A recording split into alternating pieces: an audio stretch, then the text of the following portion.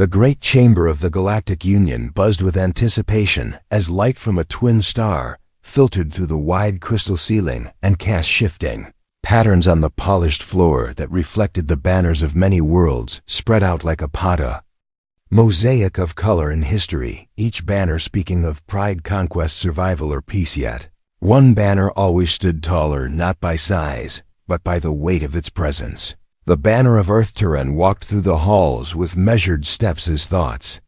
Swirling with curiosity, the young diplomat from the coastal world of Mira 5 had always been fascinated by Earth ever since he first read about their sudden rise in the galactic charts. The humans had joined the Union barely a century ago, but in that short time they had grown from a distant species on the edge of the spiral arm to a central voice in nearly every council vote, every political negotiation, and every technological treaty. Their influence was undeniable, their progress unmatched. But there was one thing about them that never made sense. Why did Earth never bring military representatives to peace summits? It was a question many had asked in quiet circles. It was not that Earth lacked military strength. In fact, they were said to possess one of the most advanced combat fleets in known space. Their defense systems were modeled by many their training manuals, translated into dozens of languages. Even the silent but efficient Earth ground forces were studied for their discipline and strategy. And yet whenever a peace summit was called, Earth always sent the same kind of team: politicians, diplomats, scientists, and historians, but never a general, never a commander, never a single uniform insider had noticed this during the summit 2 years ago, and again last cycle. And now with another summit approaching, it tugged at his mind stronger than ever. This summit would be hosted on Varellan Prime, and the invitation had just gone out. Every nation was asked to send both political and military representatives for balance. As tradition required, every major power had already confirmed military attendance, but once again, Earth politely declined, sending only its lead ambassador and 2 cultural advisors. Stared at the holoboard in front of him, scrolling past the glowing lines of responses and confirmations until he reached Earth's reply. The message was brief, respectful, and clear: no military participation. Just as before, he tilted his head, thinking perhaps Earth wanted to appear peaceful, or maybe it was a form of protest or a unique tradition. But none of these ideas made sense for a species known for their pragmatic approach to diplomacy. He decided to ask around, just a little, nothing too official, more like an academic curiosity that might lead to an interesting report or presentation for his peers. But when he brought the question up during a lunch meeting with 2 fellow diplomats from neighboring systems, they exchanged looks and quietly changed the subject when he asked again during a history seminar held by a senior scholar from the Varren archives. The speaker only smiled and replied that some things were best left unspoken. This only deepened the mystery. Instead of answers, he found avoidance. Instead of curiosity, he found silence. It was during one of his late-night research sessions in the summit archives that he stumbled upon something strange in the records of the summit. 70 years ago, one of Earth's earliest participations, the military section was present. Then there were references to a general and a fleet admiral both present during the 3-day event, but the details were blurred. The logs ended abruptly mid-sentence. Several files were locked, others redacted, and the security levels were above what was normal for summit proceedings. Why would a peace summit have classified sections, especially from a nation that preached openness and shared progress? Darren sat back and stared at the screen, the glowing text reflecting in his wide eyes. There had to be more.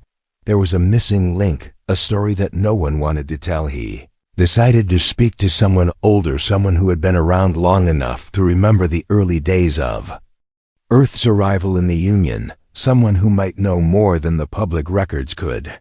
Shomarek was a retired Union coordinator who now spent his time in the lower gardens of the diplomatic sector, feeding the small winged creatures that nested in the vines. He had worked during those early summits and had met dozens of Earth's first delegates. When Tarin approached him, Marek looked up with quiet eyes and offered a seat beside the fountain. When Tarin asked the question, the older man paused for a long moment, then placed a small seed in his palm and watched as one of the creatures swooped down to take at you. Not the first to ask, he said, without looking away from the sky, and you won't be the last, but let me give you something. To think about Earth doesn't send its military to summits, not because it cannot, not because it does not care, but because the last time they did, something happened, something that changed how the galaxy saw them and how they saw themselves. Leaned forward waiting for more, but Mark said nothing else, just smiled faintly and stood brushing the dust from his robe. If you're wise, you'll leave the question alone, he added softly. Some truths do not need to be unburied, but Turan could not let it go, not now, not with the mystery breathing down his neck and the silence pressing against his ears like a storm waiting to break. He sent a private message to Earth's diplomatic station, requesting an informal conversation with one of their cultural envoys, and to his surprise the reply came quickly. We accept your request. No recordings, no transcripts, private conversation only. The message was signed by Reed, a senior human diplomat who had been at the last 5 summits known for his calm voice and sharp mind. Terran looked at the clock.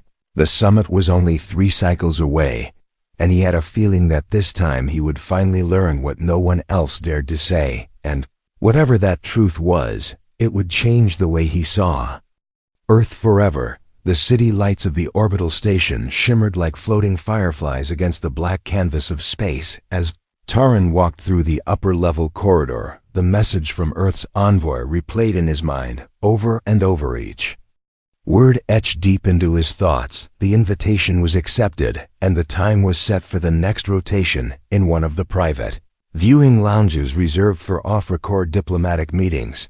Terran knew this conversation might be the one that broke the wall of silence surrounding Earth's decision to withhold its military from the peace summits. He arrived early, choosing a seat near the glass wall that overlooked the stars, thousands of them blinking in the endless dark, each one a story, a history, a civilization, and among them Earth, a small blue world that somehow rose to a place of awe and caution. When Reed arrived, there was no announcement, no entourage, just a quiet approach, a man with a calm step and sharp eyes that seemed to notice everything yet revealed nothing. He offered a polite nod before sitting across from Turan, with a posture that was neither proud nor relaxed but perfectly balanced. Said Turan thanked him for agreeing to speak. Reed gave a small smile and replied that curiosity was not a crime, but a dangerous gift, especially in political circles, the kind that could open doors or start fires depending on where one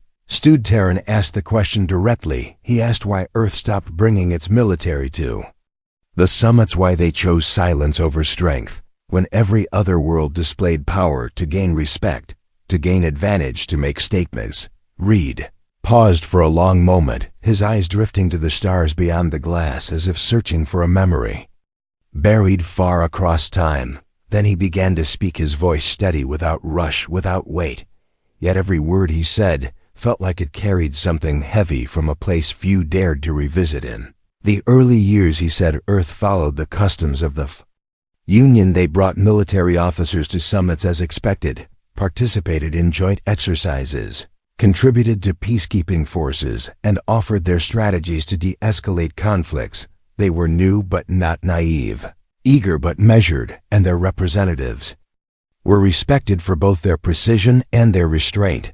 But then came the summit of Cyros 12, a gathering meant to resolve territorial disputes between 2 ancient rivals, the Thalans and the Dravari, both races older than Earth, both locked in war for over 300 cycles. The summit was intense, full of tension and suspicion, but Earth's representatives, including General Hawley and Admiral Brooke, maintained their role as mediators, offering neutral ground and advanced models for shared resource management. Hall seemed calm for a moment until a coded message was intercepted by Earth's systems. The message revealed that the Dravari had sent a hidden fleet, cloaked and armed, orbiting just outside the summit zone, ready to strike not only the Thalans, but anyone who stood in their path. Earth's delegation brought the matter to the Council. The Dravari denied the charge, claimed it was misinformation, and insulted the human officers, calling them paranoid and Meddling Reed's voice lowered, and Tareen leaned in without meaning to. Then the moment came when one of the Dravari delegates made a move toward a concealed device under the table. It was fast, almost invisible, but Earth's sensors picked it up, and within seconds, a silent command was given by General Hawley. No sound, no threats, just a look and a nod.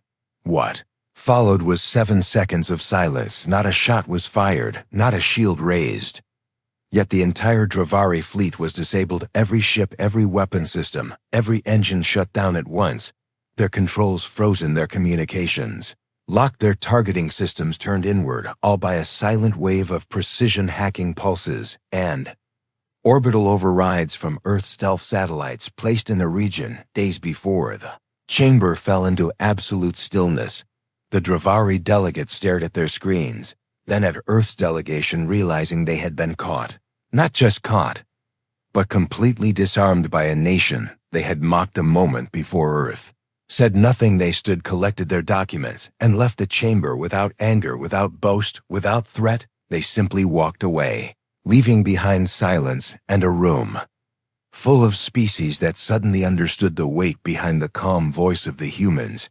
Reed turned his gaze back to Tareen and said that after that summit, Earth made a decision. They would not bring soldiers to a table meant for peace, because their soldiers were not just protectors, they were the end of war. And when such power sits at a summit, even silence can feel like pressure. Even calm presence can become fear. Tareen struggled to find words. The story was not about weakness or protest. It was about control, about knowing what one could do and choosing not to do it. He asked Reed why this story was never shared, why Earth let the mystery grow instead of setting the record straight. Because, said Reed, power only earns trust when it stays quiet. If we speak too often of what we can do, others forget that we choose not to, and choice is what separates peace from control. Tareen sat back as the stars drifted slowly behind the glass, his thoughts spinning with the truth he had just heard and the weight of what it meant. Earth chose silence, not because it feared judgment, but because it respected peace so deeply that it refused to let its own power disturb the balance of diplomacy. He thanked Reed, who stood, gave a respectful nod, and walked away, leaving Tareen alone with the stars and a truth that would not make it into any official report. The summit was only 2 cycles away, and this time Tareen would watch Earth not with confusion or suspicion, but with a new understanding that sometimes the most powerful presence is the one that chooses not to show force. And in that quiet choice, Earth had become the most respected voice in the galaxy. The Summit Hall on Varellin Prime was a masterpiece of architecture carved from smooth white stone that glowed under the soft artificial light above a wide circular chamber, with seats rising in tiers. Every species had its place, every voice its microphone, yet this time there was a quiet shift in the air, something different that moved not through sound but through awareness. And Memori Tareen stood at the edge of the hall near the observation deck, watching as delegations arrived one by one, banners and guards forming ceremonial lines, each group more adorned than the last.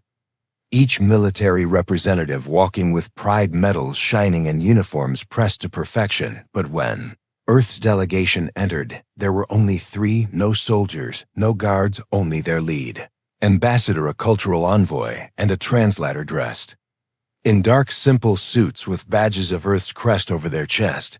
Many eyes followed them, some with interest, some with doubt, a few with quiet fear. None of them spoke, but all of them, Watchitarin, now knew what they were remembering. It was not rumor or myth, it was history sealed and buried, but never forgotten. The moment when Earth's quiet decision ended a war, not with violence, but with a demonstration so sharp and precise that it echoed across generations. He sat in his assigned seat near the back, but his eyes remained fixed on the human envoy, who walked calmly to his place at the central table and sat without ceremony, without expression, just calm readiness. The opening speeches began, the usual declarations of peace, cooperation, progress, and mutual understanding, but beneath the formal words there was tension, thick and cold whispers of conflict on the outer sectors. Rumors of rising fleets and secret alliances, all carefully not spoken, but very much present like a storm. Behind a thin curtain, then came the turn of the Kalari delegation, a race known for their brutal expansion and territorial hunger. Their speaker, a tall figure with sharp, silver skin, began to speak of imbalance in the Union, of how certain races held too much influence, and others were pushed aside, of how Earth's refusal to bring military force to summits was a form of silent arrogance that created fear rather than trust. And listened closely. The words were sharp, but controlled, like a test. Like someone waiting to see if Earth would react, if they would defend or deny. But the human envoy remained still, his hands folded on the table, his face unreadable. No answer, no protest, just stillness that felt louder than words. The Kalari continued. They spoke of border incidents, of patrols, disappearing, of neutral systems being pulled under Earth's economic umbrella without military resistance, yet somehow with no opposition, as if the very name of Earth carried a force of its own. The accusation was clear. Earth was expanding through fear, not friendship. Then silence. The hall waited, watched. The human stood slowly, his voice soft but steady when he spoke. He said, Earth did not come to summon fear, nor to silence debate. They came only to listen, to learn, and to build not walls of weapons, but bridges of understanding. And if their absence of force was seen as power, then perhaps that said more about the galaxy than about Earth. The words struck deep because they were not denial, they were reflection, a mirror held up to the room, and many who heard them looked away. After the speeches, the council took a short recess. Turan moved quickly through the side corridors, searching for Reed, but found instead another human advisor standing by. A long panel of moving lights showing live positions of Union fleets across known space. He introduced himself and politely asked the man what would happen if real conflict broke out during the summit. If one of the factions decided to push beyond words, the man answered without turning from the display. Earth would respond not with force, but with preparation, he said. Earth always prepared, always watched, always waited, not for war, but for the moment when war could no longer be avoided. And when that moment came, they would not act out of anger or pride, but necessity, with the precision of a clock and the silence of gravity. Terran understood now. The story he had heard was not an isolated event. It was a pattern, a philosophy, a choice repeated over decades. Earth never wanted to be the hammer, because they knew they could break more than they could fix, and so they stayed away. Until staying away was no longer an option. That night, as the stars hung low over Varellan Prime, tension spread through the private circles. Messages were exchanged behind closed doors. The Kalari had moved 2 stealth frigates into the upper orbit, outside declared range. Their intent was not clear, but their timing was not a coincidence. Council was informed. Quietly, a few members suggested delaying the next session. Others advised calling in peacekeeping fleets, but Earth said nothing, made no move, just observed. Watched the human envoy from across the chamber. In his eyes, there was no alarm, no concern. Only a quiet awareness, a calm readiness that felt more solid than shields, more certain than promises. The next day, the summit resumed. The Kalari took their seat again, their speaker more confident, now their voice sharper. They spoke of new proposals. Redrawn borders, shared control of disputed zones with Kalari oversight. It was not peace, it was pressure, a demand masked in diplomacy. Earth stood again, not in defiance, but in understanding. Their envoy said the council should consider all proposals, but must also ask this: what do we seek in peace? Do we seek silence? Or do we seek respect? Do we want a world where everyone fears their neighbor, or one where trust is not given through strength, but earned through action? And then he said, if anyone wishes to challenge Earth, not in words, but in motion, then they should do so openly and accept what comes. The chamber fell silent once more. No threats, no display of power, no fleets above. Just words and memory, the kind that bends even the boldest hand. The Kalari did not speak again that day. No one did. Durin sat back, knowing now that Earth did not avoid military presence because they lacked courage, but because they carried a burden heavier than most, the burden of knowing what they were capable of. And choosing peace anyway, he looked at the stars again and wondered how many other stories like this lay hidden behind silence and smiles, and how many times Earth had chosen to walk the quiet path, not because it was easy, but because it was right.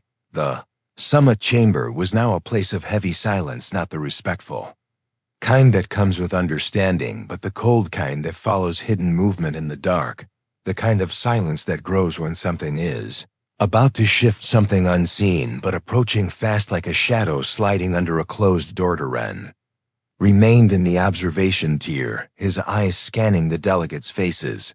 The Kalari had grown quiet since Earth's response, not silent out of agreement, but out of calculation, and beneath their calm exterior, there was something else, something coiled and waiting the way predators wait for a false step. Rumors had spread across private channels that the Kalari stealth frigates were still in orbit, despite warnings that they had refused to withdraw from restricted space.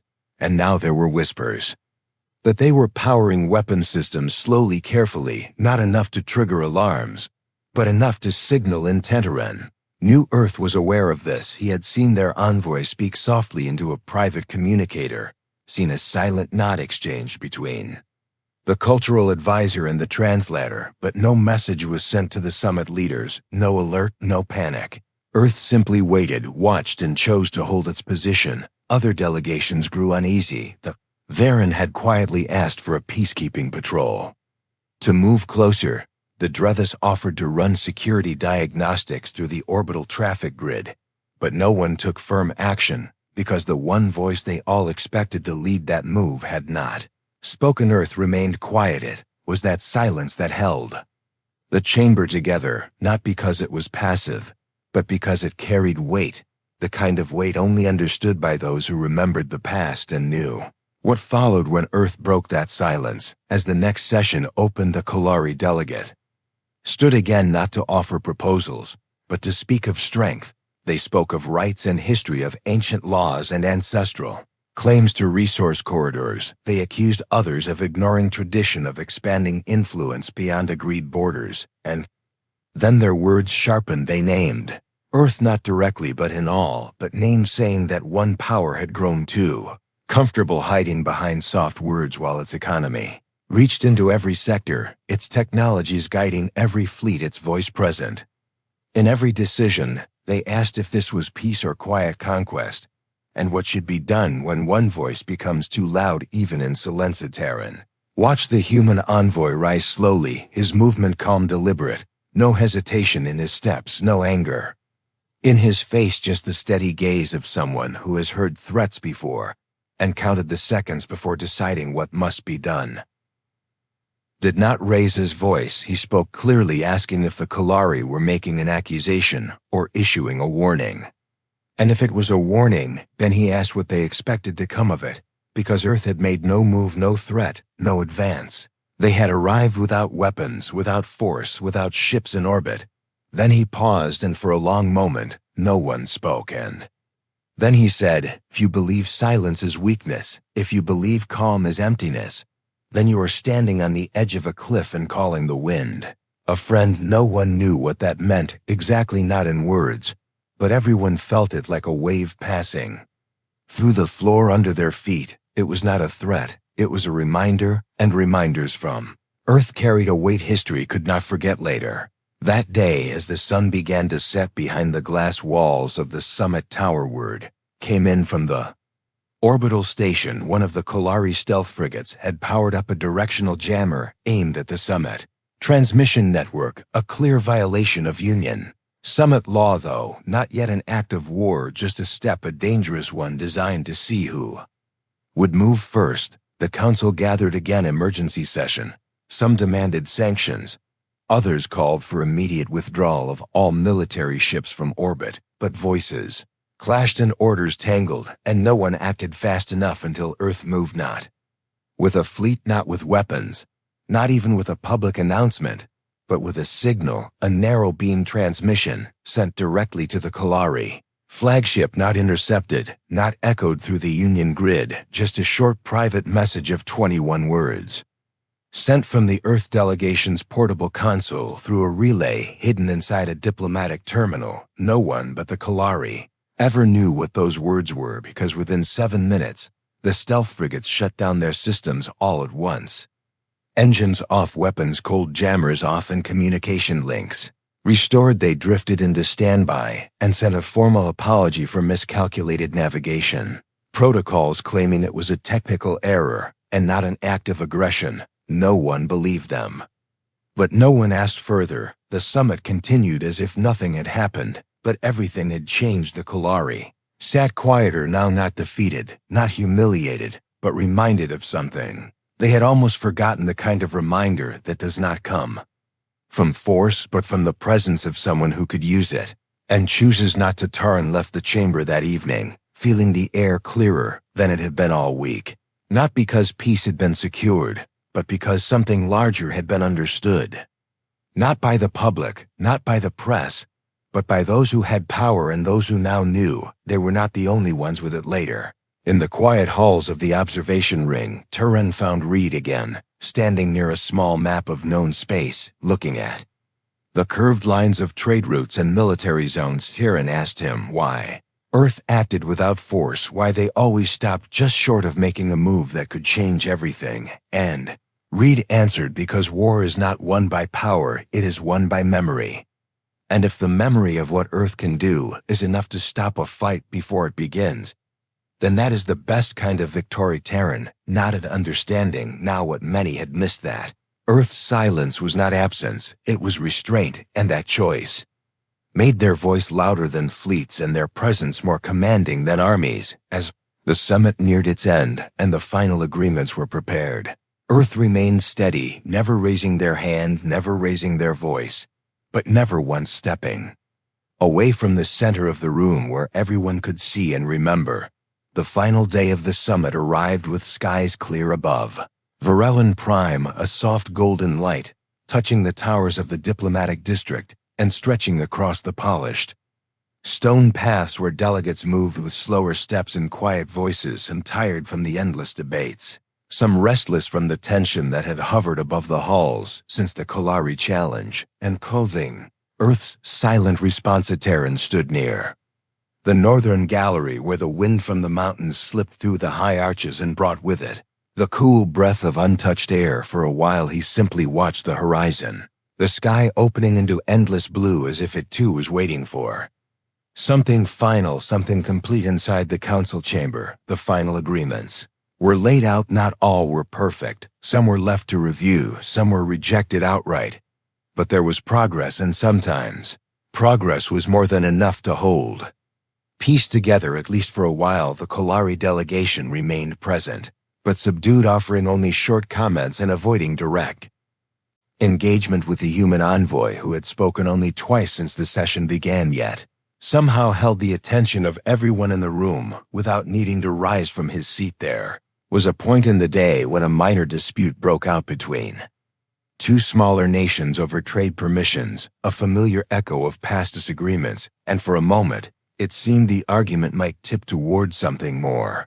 Hostile raised voices, sharp accusations, the kind of spark that had ignited more than one conflict in past summits. But before anyone could rise, before security protocols could be initiated, Earth's cultural envoy stood quietly, walked to the center, and spoke not with force or order, but with a calm story, a tale from Earth's ancient past, about a time when rival cities fought over water rights and nearly destroyed each other over rivers and land, until a woman, a farmer not a warrior, placed a table in the middle of a dry field and invited both sides to eat together before the rains came again. He spoke slowly, without demand, letting the weight of the story settle over the room, letting its lessons speak louder than law, and for reasons no one could fully explain. The delegates calmed, the shouting stopped, and the session continued, not because of rule or punishment, but because they were reminded that peace was a choice, not a condition. Taran felt it deeply more than before. The power Earth held was not only in their fleets or their unseen capabilities, it was in their ability to understand that presence could be strength and restraint, could be louder than action. They had mastered the art of balance, Not by standing above others, but by standing still when others step forward and only moving when the world had no choice but to listen. As the summit closed, the final speech was offered to Earth, a tradition passed by seniority and impact, and though Earth rarely accepted, this time they did. The envoy walked to the center of the floor and looked at the pavia.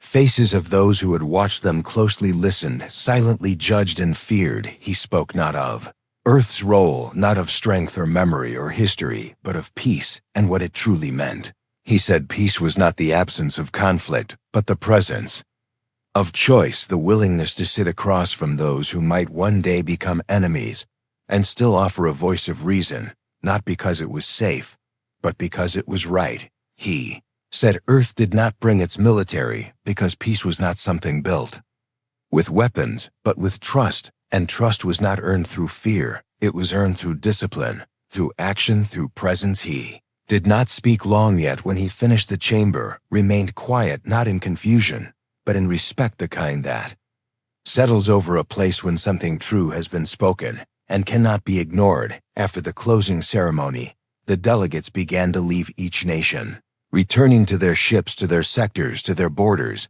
But something had changed, something subtle, yet strong. Many looked toward Earth with a new lens, not just as a power, not just as a mystery, but as a guide, a reminder that strength could stand in silence, and that peace could be protected not by shields but by choice. And remained behind a little longer, walking the empty halls where the flags still hung, where the lights had not yet dimmed. He found himself once again at the northern gallery, watching the stars rise one by one across the darkening sky, and beside him, without a sound, Reed stood as well, his hands behind his back, his eyes distant but aware. Terran asked if the Kalari would try again someday, if another summit would see the same threats, the same challenges, and Reed answered yes, of course, because peace was not permanent.